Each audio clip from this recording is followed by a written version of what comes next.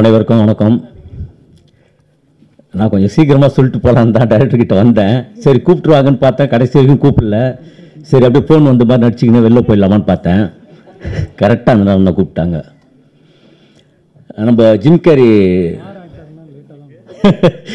Carry வந்து சொன்னார் cinema வாழ்க்கை லைஃப் பற்றி. சினிமாங்கிறது வந்து இந்த மைக் மாதிரி தான்.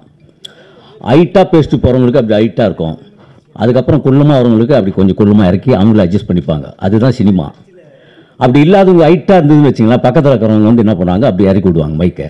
அதுதான் டைரக்டர். இந்த படத்துக்கு வந்து அவருக்கு வந்து ஒரு உதாரணமாக வந்து ஏதாவது பேசணுங்கிறதுக்காக ஒரு விஷயத்தை பேசி அட்ஜஸ்ட் பண்ணி அப்படி கிளம்புற விஷயம் தான், வேறு ஒன்றும் இல்லை.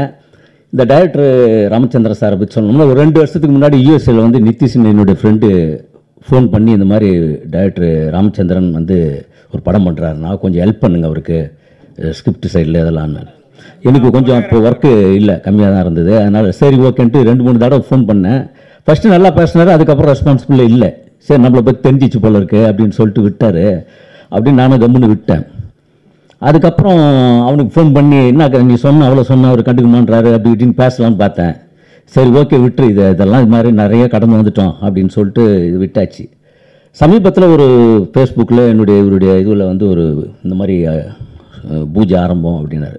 சரி ஓகே அப்படின்னு சொல்லிட்டு அதையும் கடந்து போயிட்டேன். அதுக்கப்புறம் பார்த்தீங்கன்னா ஒரு 2 நாளைக்கு முன்னாடி எனக்கு ஃபோன் பண்ணி, அண்ணா நீங்கள் இந்த படத்தில் இந்த மாதிரி ஒரு கேரக்டர் உங்களுக்கு சாங் இருக்குது அது இருக்குதுன்னு பயங்கரமாக இது பண்ணி பூஸ்ட் பண்ணி பேசிகிட்டே இருந்தார்.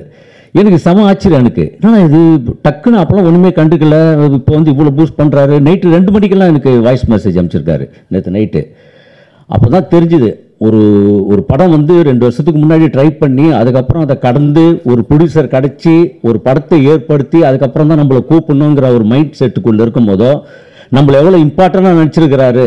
கண்டிப்பாக இந்த இது போய் ஆகணும் அப்படின்னு சொல்லிட்டு தான் நான் வந்தேன். ஏன்னா இன்றைக்கி வந்து எல்லாருடைய இயக்குநர்களுடைய இதுவே வந்து சதுரங்க இது மாதிரி தான், ஆட்டம் தான். ஒரு ப்ரொடியூசர் கிடச்சி ஒரு படம் பண்ணுறதுங்கிறது வந்து மிகப்பெரிய கஷ்டமான சூழ்நிலை. ஏன்னா எனக்கு இடையில் ஒரு 10 வருஷம் கேப் வந்தது. நான் ஒரு படம் டைரக்ஷன் பண்ணணுங்கிற ஒரு கேப்பில் தான் தயாரிப்பாளரே எனக்கு கிடைக்காம ரொம்ப நம்ம பிளான் பண்ணதால் சக்ஸஸ் ஆன பிளானிங் தான். அதுக்கப்புறம் நான் சுத்தமாக ஃபீல்டில் ஆல் அவுட்டு. அதை எங்கடா போயிட்டாரு அப்படின்னு எனக்கு இதெல்லாம் இடையில கொரோனா டைம்லலாம் என் பேரில் ஒருத்தர் இறந்துட்டார். எனக்கு போஸ்டர் விட்டானுங்க, இந்த மாலையெல்லாம் அப்பயே வாங்கிட்டு வந்துட்டானுங்க. பூஜைக்கு போட வேண்டிய மாலையை கூட்டின்னு வந்து கடைசியில் எப்படி வந்தானுங்கிற மாதிரி சூழ்நிலைலாம் இருந்தது. அவ்வளோ போராட்ட களங்கள். அதனால் நான் எந்த படங்கள் போனாலும் நான் ஃபுல்லாக அந்த ஆர்டிஸ்டாக இல்லாமல் டைரக்டர் டீமில் தான் சப்போர்ட்டிங்காக இருப்பேன். ஏன்னா ஒரு டைரக்டருக்கு பல டைரக்டருக்கு நான் வந்து நடிக்க வச்சிருக்கிறேன், அது வேறு விஷயம். ஏன்னா பல பேர் ஊர்லேருந்து நல்லா சொகுசாக காவேரி ஆற்றங்கரெல்லாம் குளிச்சுட்டு இங்கே வந்து மேன்சன் ஹவுஸில் ஒரு மாதிரி ஸ்மெல்லு இப்போ எல்லாம் குடும்பத்தையும் இருந்துட்டு இங்கே சினிமாக்காக போரான்னு இருப்பாங்க. அவங்களாம் ஊர்லாம் கேட்கும் போகும்போது எங்கன்னு கேட்டால் திருட்டு ஜெயிலில் இருக்கிறான் போலகுது, அதான் ஆளே காணணுவானுங்க. ஆனால் இங்கே எவ்வளோ போராட்டங்கள் இருப்பா. அதனால தான் என்ன சொல்லணும்னா ஒரு சீன் நடிச்சிருங்க நீங்கள் இந்த படத்தில், அப்போ நீங்கள் இந்த ஃபீல்டில் இருப்பீங்க அப்படின்னு தெரியுங்கிறதுக்காக நான் பல டைரக்டர்களை வந்து நடிக்க வச்சிருக்கிறேன். அந்த மாதிரியான போராட்ட காலங்கள் இந்த கஷ்டங்கள்ங்கிறது வந்து எல்லாருமே சொல்கிறது தான். இது நம்ம கடந்து வந்த பாதை கஷ்டங்கள் அது இதுங்கிறது எல்லாமே இருக்கக்கூடிய பிரச்சனைகள் தான் இது.